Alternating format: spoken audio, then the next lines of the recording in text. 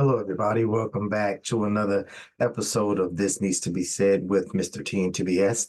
I am your host, Mr. CJ Jones, and this is Elephant Exposed. Today, I would like to do a reaction or a response. Some might even call it a pushback um, about a particular episode that I saw on the Stephen A. Uh, Smith uh, podcast, his very own podcast. The reason why I want to bring it up is because I have a reaction that I want to share.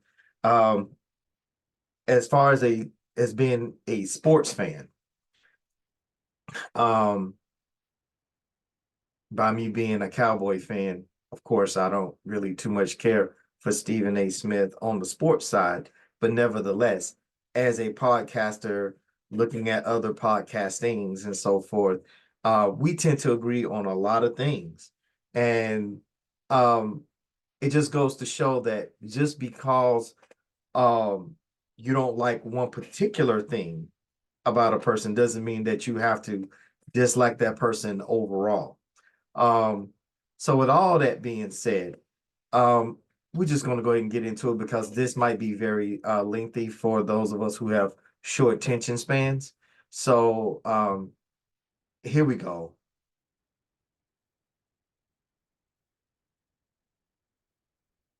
Moving on to the legal case involving Sean P. Diddy Combs, the Bad Boy Entertainment CEO has been hit with count them, five lawsuits since November of 2023, accusing him of sexual assault, sexual trafficking, and engaging in criminal activity.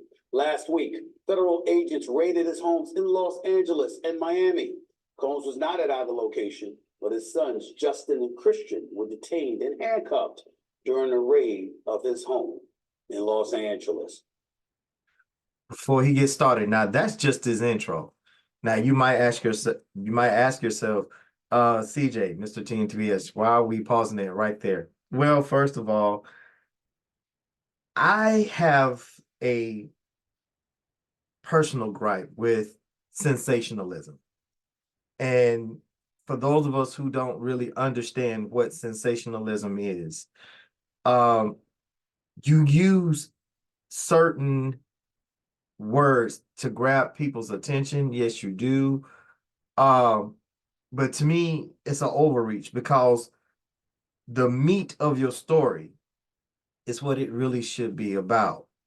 And when you, I say, overemphasize something that should just be hit and moved on, you know that people's ears won't exactly perk up. But then when you have 605 subscribers, you know, and this particular show has already clocked 5.6 thousand viewers, people are going to eat up what you say. He is at the top of his game. Who, in other words, if you are in media and you follow his platform, whether it's on the sports side or even in his podcast, people are going to perk up and pay attention. So when you say something like his kids were handcuffed and detained, I'm going to break all that down once we hear the attorney come back and respond to that as well. But I just wanted to give you just a little nugget of he's a master journalist, and I give it to him. But that's just one of the examples of what I like to call sensational talk that I personally have a gripe with. But let's move on.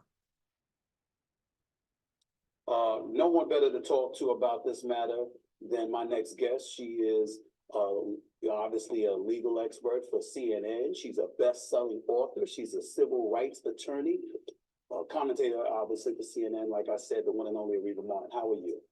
Fantastic. The word fantastic certainly can be applied to Sean P. Diddy Combs right now. So many people have looked at the situation, and they said, just looks bad, but somehow, some way, it might be all pomp and circumstance, just a manner in which to embarrass him. Obviously, you know in the law the way that you do, how serious are these allegations and how much trouble is Sean P. Diddy Combs in?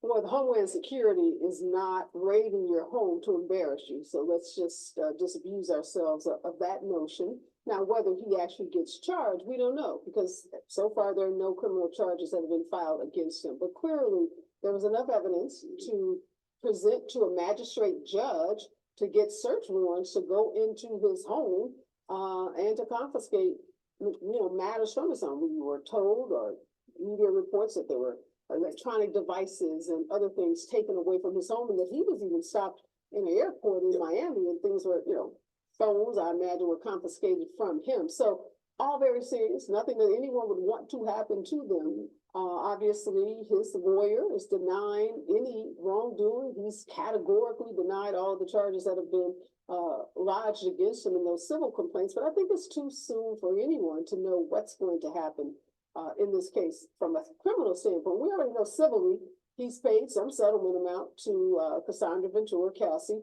and there are other ex-girlfriend, other civil lawsuits that are pending, seeking millions of dollars in compensation. So, and he's lost a lot of his business opportunities, and people have walked away from him, as people tend to do when those kind of allegations are made against you. What are we to make of? Now, here's where we start to dive into. Like I said, when you get someone as big and as large as Stephen A. Smith, and then he brings on this CNN civil attorney lawyer, Areva Martin, people are going to perk up. Whether you be left, right, in the middle, independent, doesn't matter whether you into sports or whatnot. Whatever your reason is for you to watch Stephen A. Smith, he has a very big and very powerful platform.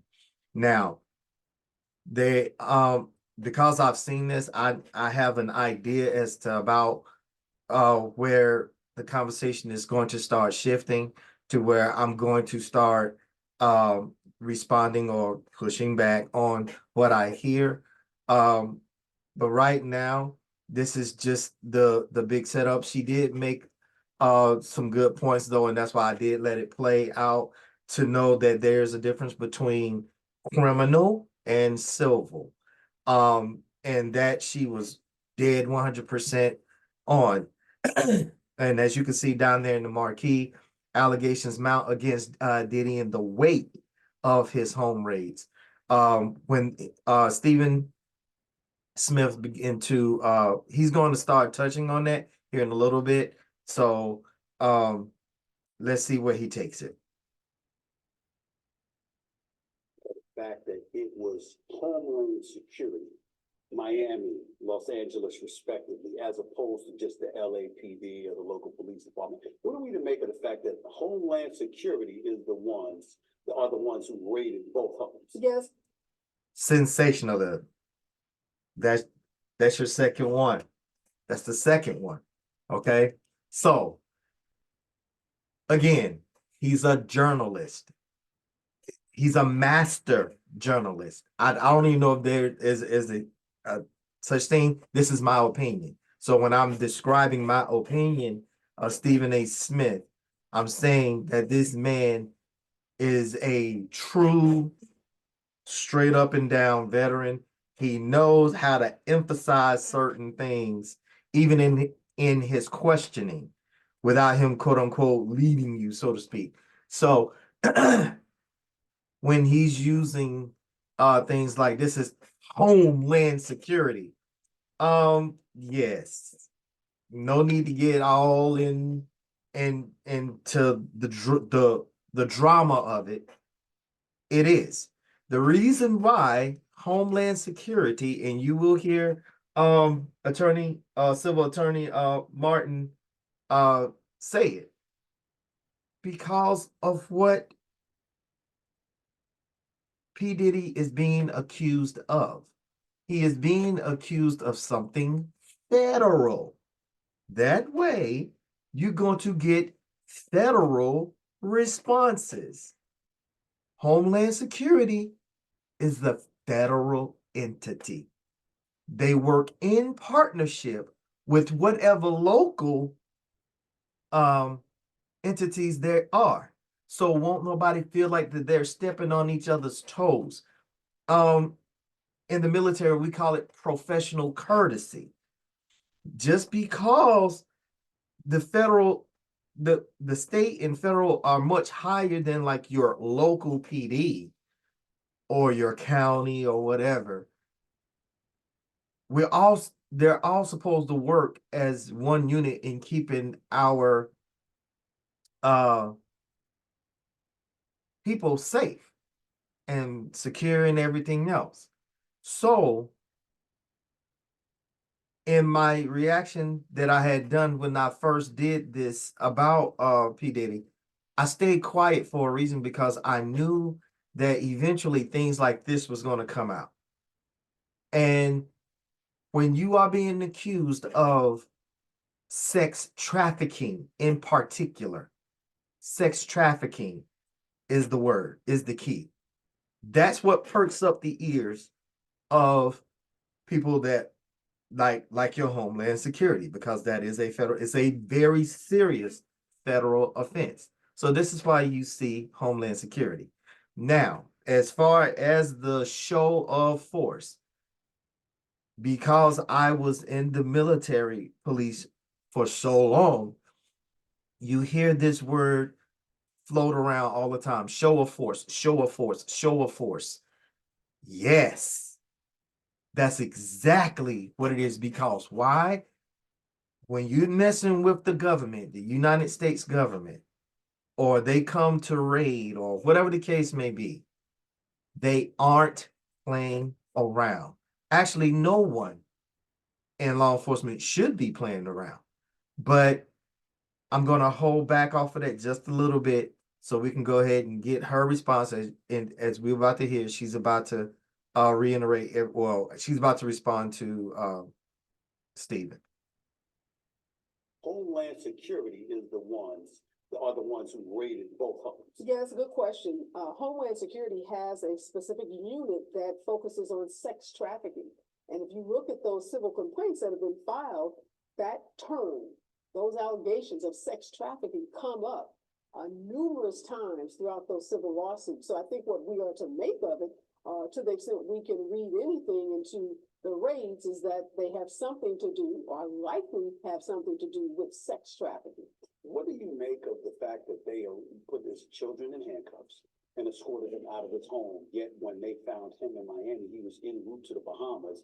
They just questioned him, took his cell phone or what have you, but just questioned him, and no arrests were made. Okay, here we go.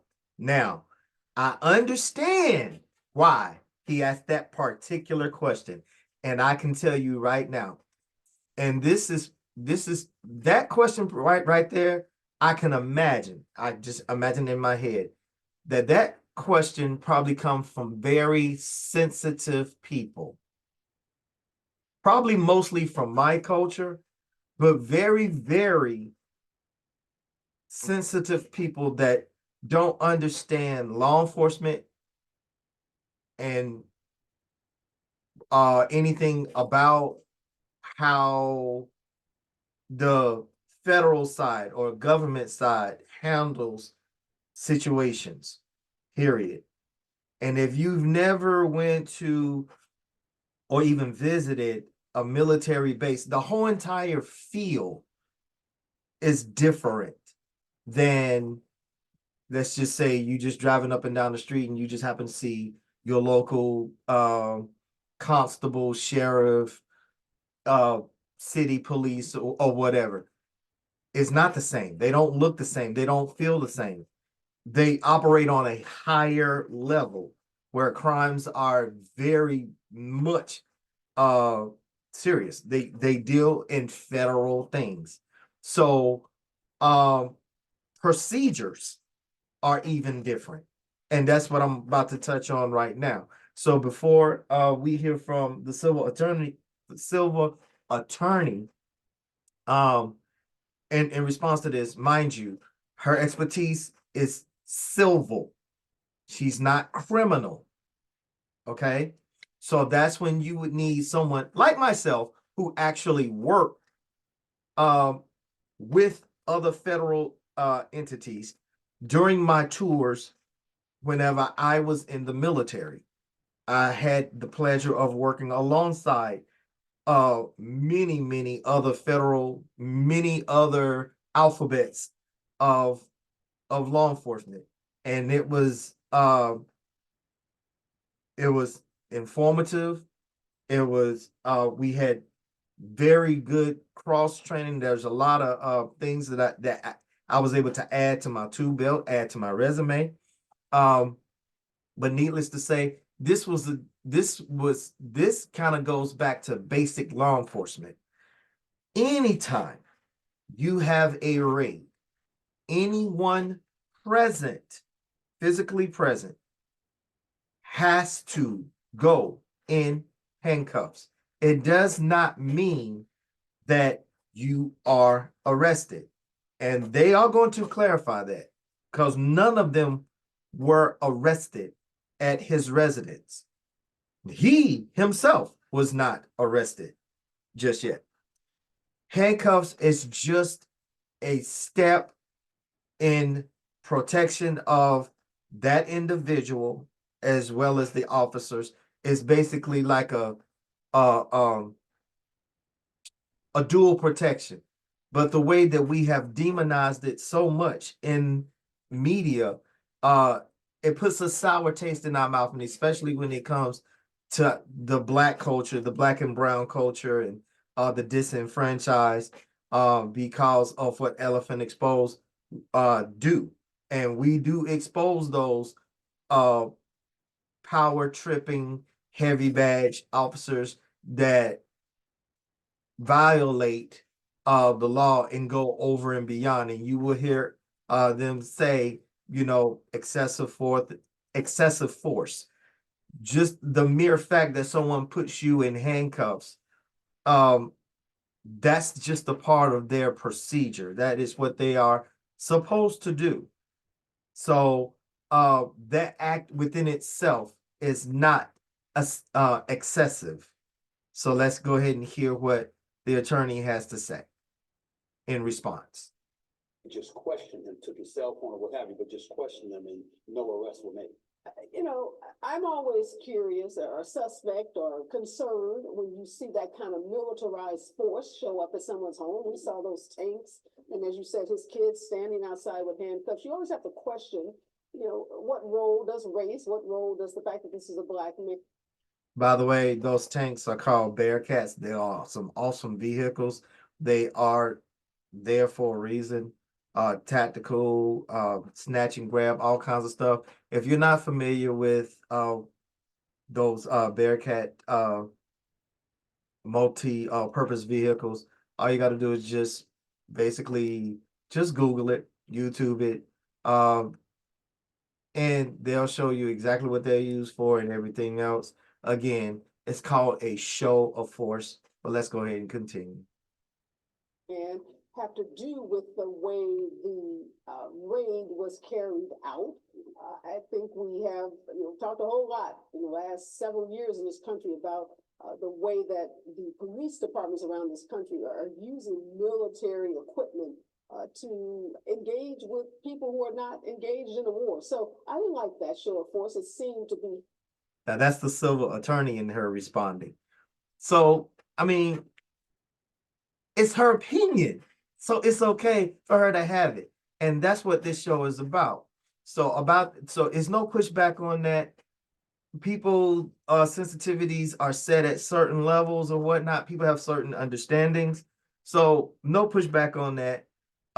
Let's just go ahead and continue with that. Heavy-handed. It seemed to be unnecessary, given that they knew he wasn't home. They knew where he was, right? Because they confronted him in the airport. And I don't think there were any real concerns about violence or anyone in the home shooting at the law enforcement agency. So that part of it, just because we would have exposed it. Civil rights warrior about whether somebody's civil rights were being violated, in particular the issue of race. We could never ignore that. But clearly, as I said, there had to be something in those probable cause statements presented to the magistrate that caused them to say, hey, there's some evidence in there that. Did you hear that key word that she just said, guys? That's what Elephant Exposed is about.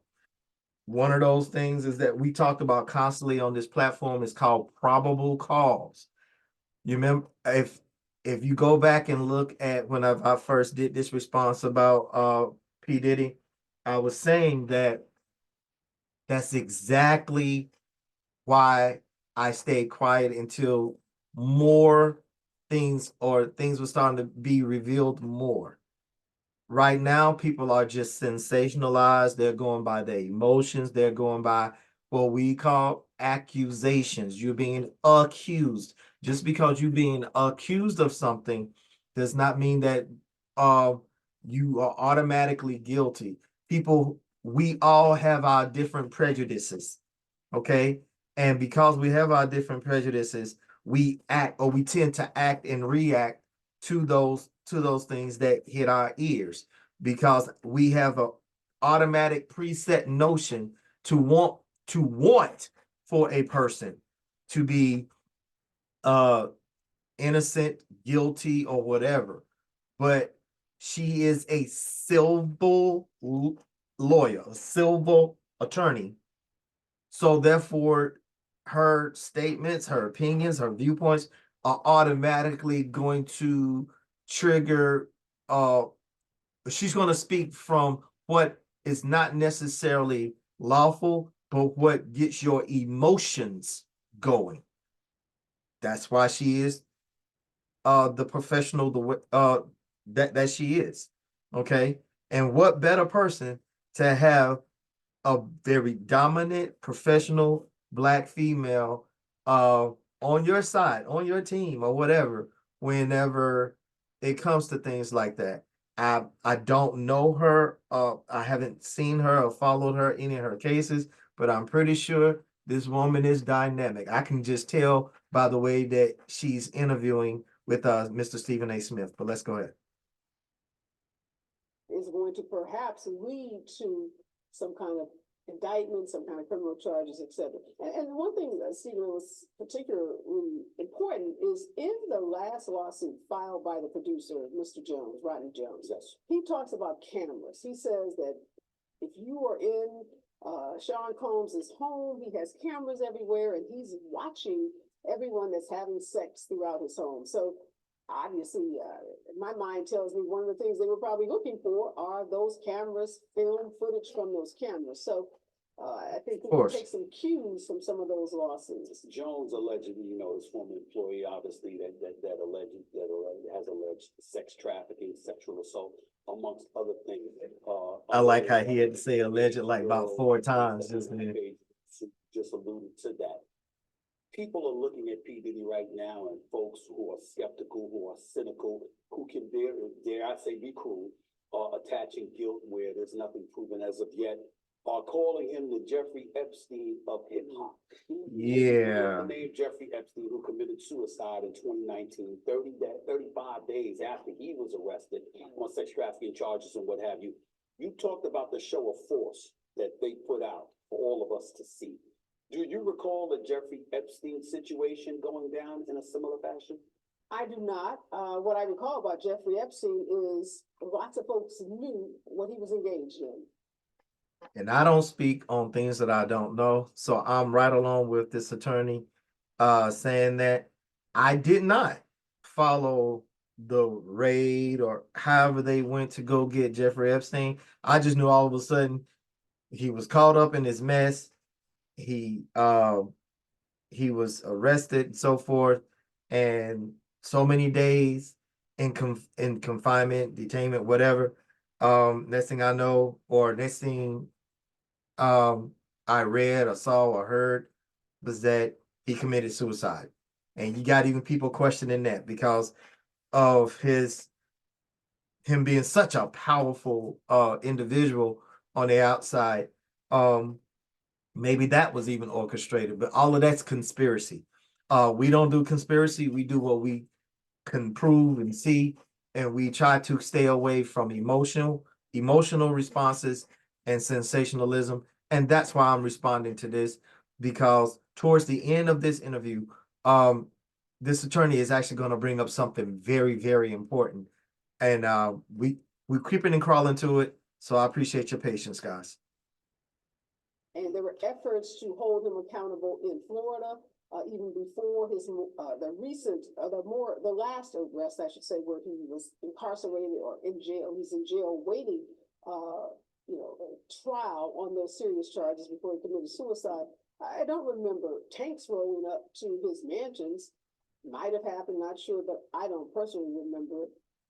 I'm looking at this right now, and again, it's hard to speculate how much trouble he's in, but this is a man that received a Lifetime Achievement Award from BET because of the things that he's accomplished in his career and how he's changed the culture. We knew that he once owned Revolt TV, but I mean, he should still own it, but he's obviously going to have to sell that or what have you. People look at him, and I remember I just interviewed Uncle Luke Campbell from Two Live Crew just this past week. And he talked about how Kanye West probably has a worse chance of P. Diddy from recovering from all of this because he attached religion to some of the verbiage and some of the things that he was saying. Whereas you look at a guy like P. Diddy, as much as harmful as these allegations may be, you got to prove that he's guilty of such a matter. When you think about what he has to endure, what's coming down the pipe, knowing the law the way that you do, knowing law enforcement, how they can really come at you, how much danger do you perceive P. Diddy being in terms of his reputation? Is it something he can recover from in your estimation?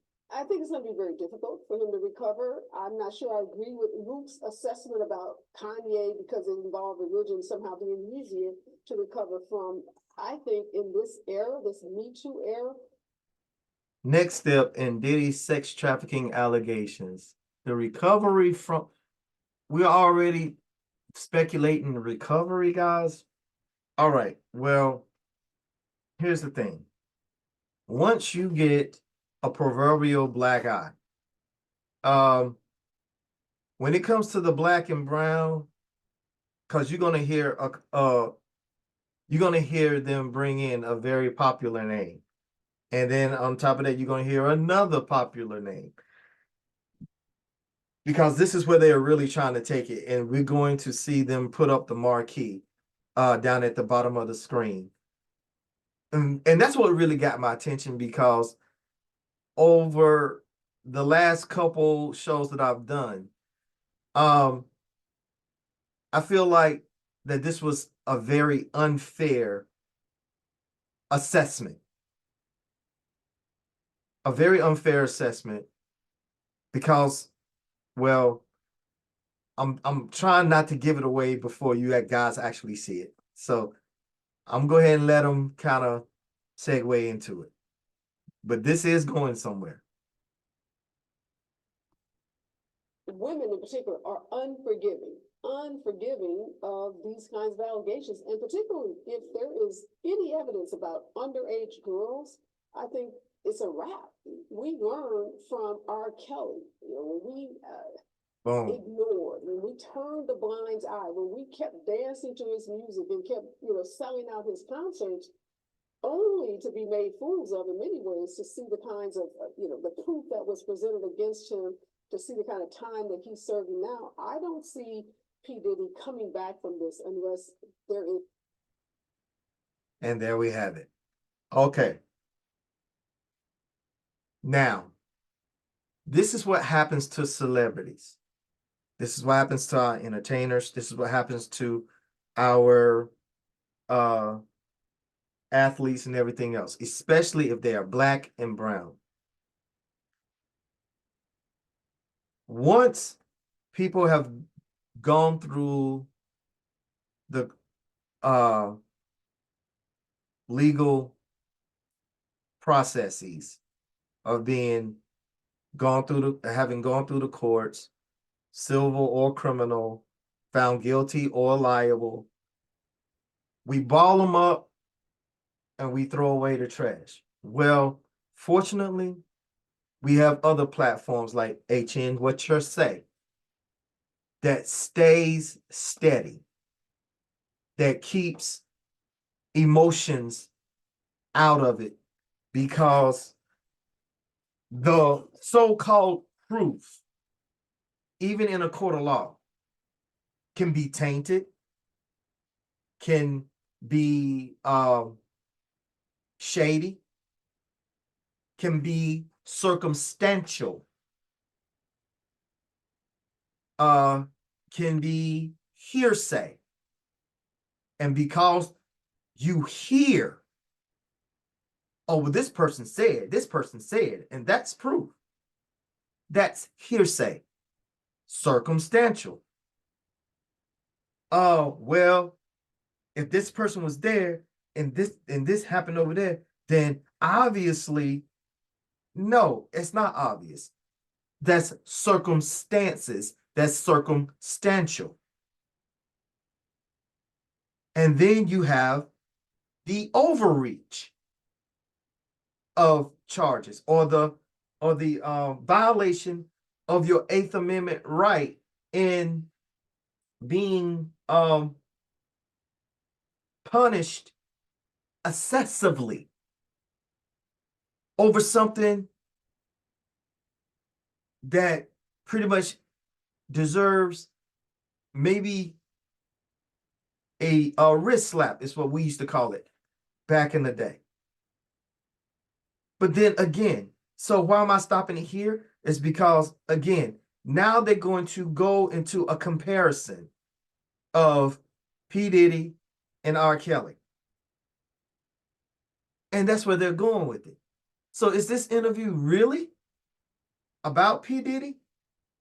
Or is this just another proverbial foot on R. Kelly's neck when he is clearly being very successful in appealing and chopping down all of the so-called proof that this attorney, Areva Martin, is giving her assessment about?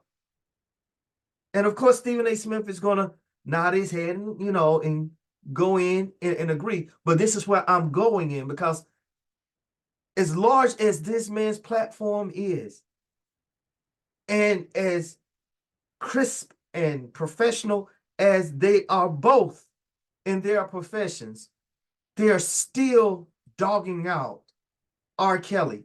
For what? Because then you'll have pushback on me and say, but he was found guilty.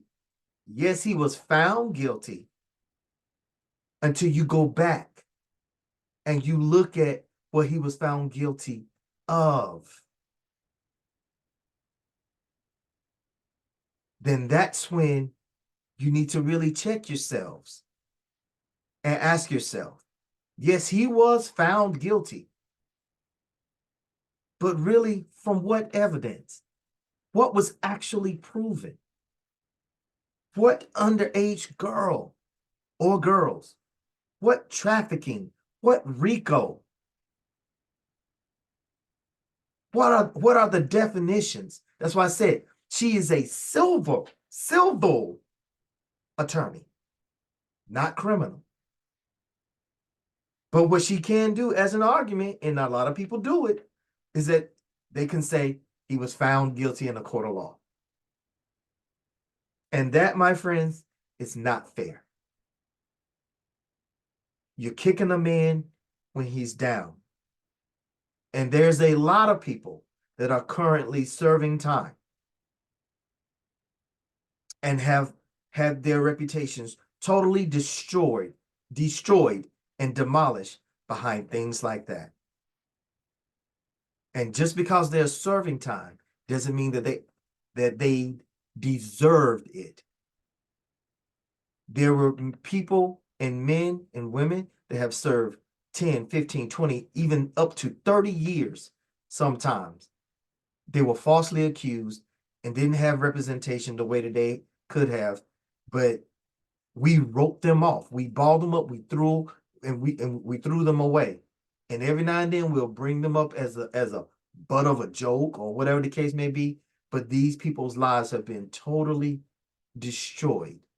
And it's because of professionals like this civil attorney and Stephen A. Smith using their platforms to step on the neck of individuals when all they had to do was just keep it about Diddy. But let's go ahead and watch it.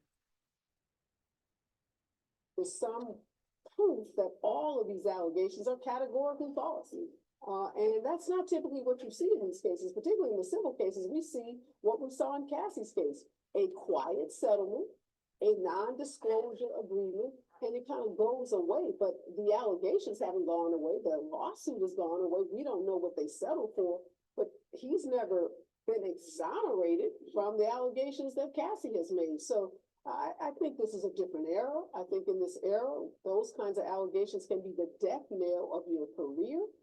If this was an actor, the chances of him acting in another movie, I think, would be slim to none. Producers would be afraid to touch him. Other actors don't want to be, in proximity or be on a set with him. So What about the billionaires he's known to fraternize with? What about all those where folks? are they? I haven't seen any of them in social media coming out saying that's my boy, saying all this is a lie. So you tell me, where are they? I'm looking for them too. People, these are underage girls. Even folks who, and I've had some guys, I did an interview with a radio host in Chicago. They said, oh, even, when these kind of allegations get made, and what's sex trafficking? You must I not don't have know daughters the or stores. sisters. So even if people are willing to give some kind of pass on the adults in the room, when you get to children, I don't know a person, a single solitary soul that's going to give you a pass on engaging in sexual conduct with children. If P. Diddy asked you to, And that's my point, because we all have a sister, a daughter, a baby girl, even in close proximity to us. They don't even have to be directly in your family or come from you. We are all sensitive when it comes to our baby girls. And that's why this is so very, very, very, very important for us to understand the differences, and especially when it comes to comparing cases. But Stephen A., he's going to bring it in, and we're going to see the marquee in just a minute. Here we go. my last question to you on this subject. If P. Diddy asked you to give him legal advice on this matter, if you, dare I say, was representing people on this matter, what advice would you give him? Stay quiet, for one. Before the raid, Good advice. social media, doing some Instagram videos, stay quiet. There's nothing right now that you can say. Let your legal team do its work. Let them find those witnesses that can substantiate your claim of innocence, because you're going to need them either in a civil case that likely, one of these cases may end up in trial, and you're going to have to defend yourself. If you find yourself indicted or charged in a criminal case, you're going to have to defend yourself. So let your legal team hire the best lawyers you can and let them do their work. Keep your head down and stay low profile and just do what it is you're doing to try to keep your businesses together and your family. Most importantly, I'd say to him, your daughters. He has 3 daughters. So can you imagine your daughters having to wake up and see allegations that your father is a sex predator? Get your girls in counseling and keep them close. I thought that was going to be my last question, but you did bring up R. Kelly, and I got to ask this. See, here we go again. And when we see, even though that was a different situation, different case, when we see what ultimately happened with him, he's going to be serving about 30 years in jail. He's in the midst of serving about 30 years in jail. You see that whole thing of he's going to be serving about 30 years right now, because that's what his sentence is. But you're not even, to me, he shouldn't have even just brought it up, period. But I understand why he did. But again, he's a journalist. Journalist, civil attorney, interview. You have to keep your audience engaged. You have to say things that's going to trigger attention constantly. So here we go. How much, if at all, does that play a role in the likelihood of a mountain of legal matters just coming down on him like a tsunami in light of what happened with R. Kelly? It plays a big role, I think, in terms of how people are responding. Those billionaires, those buddies of his that used to party with him, I think folks are making sure they keep their distance because of what did happen with R. Kelly. Folks used to come to the defense. A lot of people came to the defense of R. Kelly. They did, and they should have stayed. in my opinion. Okay, so now you have journalist, attorney, podcaster, all putting in our opinions about the comparison between R. Kelly and Diddy cases. They don't compare. That's my assessment. That's my opinion. They don't compare at all, because one has the potential of actually being an actual RICO case, a criminal enterprise, versus what one person did or alleged to have done. And even the so-called proof with that was shaky.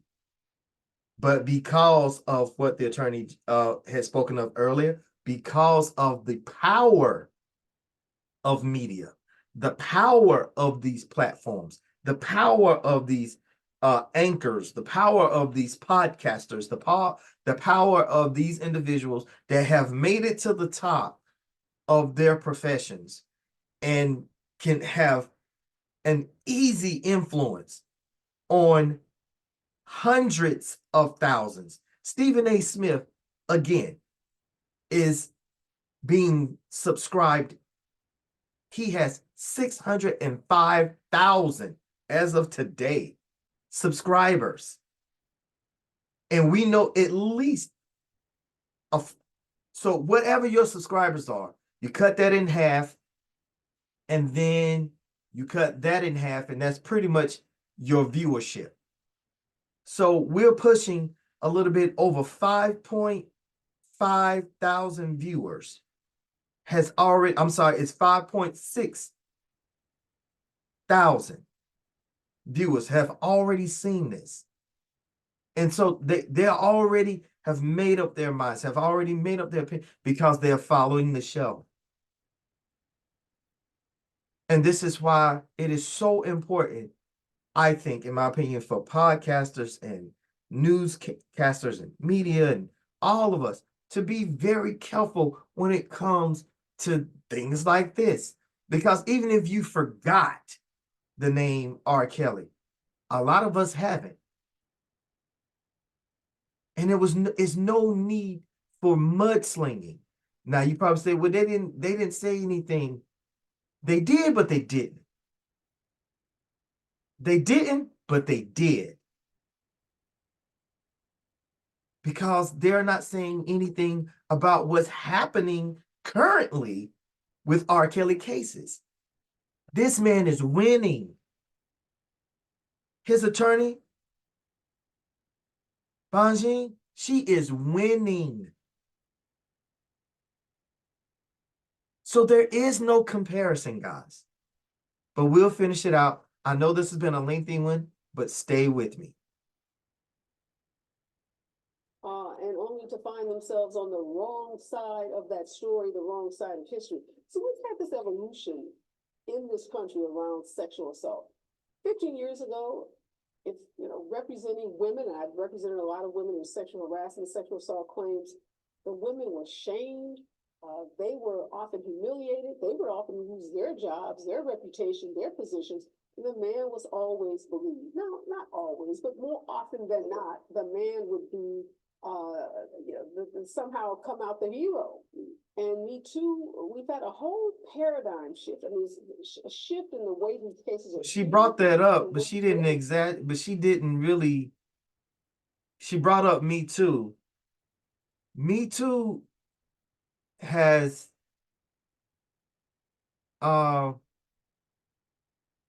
been taken off course. I'll say it like that. Because of what those two women started, became tainted. And they'll talk about it, if they haven't already, about how people will take on something, a project like the Me Too movement, And it'll start out with very good intentions, but then of course you'll get your uh abusers of that system, and then all of a sudden it loses its meaning. Treated. And no longer is it the case that powerful men are given the benefit of the doubt. We are now willing and ready to hold them accountable. What specifically shifted the paradigm? Is there anything, any incident that stands out in your mind that changed the course of history to the standpoint that what we're living in right now, where things have changed so drastically and favorably, I might add, because this needed to happen? Oh, the pendulum needed to swing, right? It was horrible, absolutely positively horrible. What would happen to women? I think social media had a lot to do with it. Women being willing to come forward and tell their story. There's something powerful, and there's strength in numbers. So you get one woman telling her story. It's easy to dismiss one person. You get a multiple number of people. You can even dismiss them. But look at Bill Cosby, a case like that. There were tens of dozens of Name women tag number that came 2. forward and had a story about. Name tag number 2. Now, given that Bill Cosby has set the foundation for many doors to be open for Black and brown people, that is a sensitive topic for me, because I can separate men of yesterday versus men of today. My gripe with the situation, the case surrounding Bill Cosby was this: he was my hero coming up. And for him to be accused in my lifetime for, back in the day, we used to call them roofies, Mickeys, different things like that. More than just Bill Cosby was doing that. And it was almost like a socially acceptable thing. In a lot of those cases, nobody underage, all these women was grown, you had a lot. It was a shift in culture. So he was doing something that was culturally acceptable. Again, we're not talking about anything that's moral or ethical. And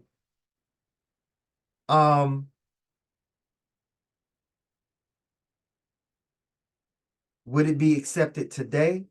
No.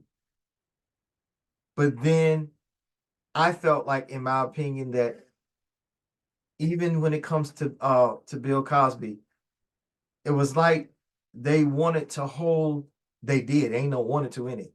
They held his past against him versus what he was actually doing now, or in the present.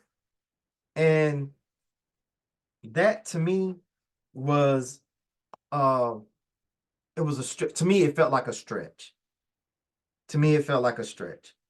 But again, that's another prominent, dominant figure that suffered and that has suffered at the hands of big platform media.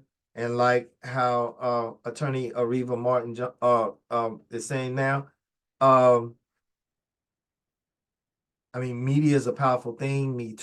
The Me Too movement is a powerful thing. The LGBT community, these are very powerful entities. And once they start focusing on you and what you got going on, your recovery rate is 0 to nothing. So it is what it is, guys. Bill Cosby drugging them, sexually assaulting them. It's hard to dismiss that many people. That's kind of what's happening now to P. Diddy. Cassie Ventura's lawsuit, we thought that was it. And in many ways, it just opened the floodgates It for did, others. because she filed the lawsuit. The next day it was settled, but it didn't stop other allegations from coming down the pipe within a matter of days. And people get emboldened. Now, some people say, and one of Sean's lawyers is a good friend of mine. Now we're back on P. Diddy. Folks say it just creates a money grab. Folks who are out there just trying to grab money and, take advantage of this opportunity. I don't discount that. There are false allegations that are made, no doubt about it, but overwhelmingly, women who come. But just don't skim over it. Stay there and see. That's what I'm saying. Like, this is the part that I do not like about sensationalistic type of interviews. They put about maybe like a half a second in there, and then they just want to keep moving on. But then again, they are not. Again, this is a podcast. This is not a court of law. But then again, it is something of a court of law. It's the court. I'm sorry. It is a court, but it is a court of opinions through media. So in the court of media, you still are churning over and over again, and you're not giving fair assessment. You're not giving, in my opinion, you're not giving fair airtime about these different subject matters. Forward and make these kinds of allegations, they know what they're going to face. They know the challenges going against someone as powerful as P. Diddy or Jeffrey Epstein. So this is no cakewalk. This is not easy. This is not for the faint of heart. So if you are courageous enough to tell this story, my belief is you're probably telling the truth. Yeah, I'm going to give you an opportunity to check me on my own show, because one of the things. No. Now that's one of the things that I have learned, that just because someone is passionate or persistent in saying whatever that comes out of their mouth does not mean that more than likely they're telling the truth. That's an old school perception that we all need to change. And I'll say something that has nothing to do with this particular interview. I think about the political run of Donald J. Trump, whenever she said something like that, and all of his cronies, all of his followers. Just because someone puts something out there and be like, I really, really believe it, does not mean that they are speaking truth, does not mean that what they're doing making sense, or any of those things. So again, this is an interview. This is an opinion from a professional, but y'all going to see something very ironic towards the end. And we are getting close to it right about now. Things you got on me about is that, how I've been so disgusted with the Democratic Party, because we're relying on a soon-to-be 82-year-old to work it for 4 more years. And I respect your opinion so much. I respect your thoughts so much. It's not the first time I've interviewed you. I'm certainly hoping it won't be the last. But I want to give you an opportunity to get at me because of that fall, to get on out of it, because I know you're there. Go ahead, the floor is yours, Areva. Okay, what I want to say to you is you have such an incredible platform and following, and people respect you and they look up to you. And we need your voice pulling in the direction of saving this democracy. So please save your complaints and all of your gripes about the Democratic Party until after we win this election. It is not a perfect party by any stretch of the imagination. I have my own complaints, some personal issues I have with the party. And we're going to talk about this at a later date. Yes, we are. I am mature enough as a voter to recognize that everything we believe in this country is on the line in this election. And we have too many folks with powerful positions and platforms pulling against us. So those of us who are going to vote for Joe Biden, and you told me you were one of them, then you need to check yourself so that you are not sending conflicting and contradictory messages, because somebody will tell me, well, Stephen A. Smith said he's disgusted with the Democratic Party, so I'm not voting at all. So not voting at all is a vote for Donald Trump. I would never. Correct. Correct. Encouraging them purposefully and intentionally, but when you say you're disgusted with the party, somebody could interpret that to mean don't vote for the candidate that's at the top of the ticket for the party. Oh, I'm gonna have you back here to discuss this at a later date. Nah, see, he lost me there because he had a chance to correct his actions verbally right then, and he didn't do it. But his response was, "Oh, I gotta have you back." Why? Because he wants to stand where he is. where he's at. So she brought it up. So I'm going to say that interview, they need to learn from their own interview just now, because what they both did, and especially when they did that comparison that should not even be compared, that's exactly what they did. And this is why we are constantly seems like we're just going round robin. You know, it seems like in this world of media, we're eating each other. And it's because of things like this, because of platforms that Stephen A. Smith have, and you start to give these opinions, you start to get these opinions, give and get these opinions from these attorneys and so forth and everything. And obviously, it's very obvious that these individuals are not abreast as to everything that they're talking about. And this is why they emphasize words like allege, my opinion, my thought, my view. If you're going to, so my thing is, they should have just stuck with their assessment of P. Diddy without bringing sensationalism in it. This is why I haven't even spoken on anything else concerning P. Diddy, because right now, just like I said before in my first take on this, P. Diddy is presumed innocent. Same thing with Donald Trump. Same thing with anybody that is going through the processes of the justice system. They are presumed innocent until they are proven guilty. But then, just like R. Kelly, even once they, even if they have been proven guilty, go back and look at how they were proven guilty. And be careful of who you throw away, because we're so quick to dismiss individuals by opinion, prejudices, and personal gripes, moral, ethical point of view, value. We throw the whole individual away, and we tend to forget what they actually contributed to our society. Thank you for staying with me. I know that this was a long one, and if you stayed to the end, I really, really appreciate you, and I really, really thank you for your patience. I hope that this particular reaction was beneficial to you. Hopefully, it'll get you thinking, speaking, or whatever. I do want to hear what you have to say about this.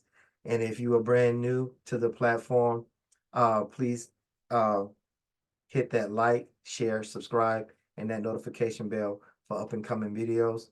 With that being said, until next time, I'll catch you guys later. Thank you.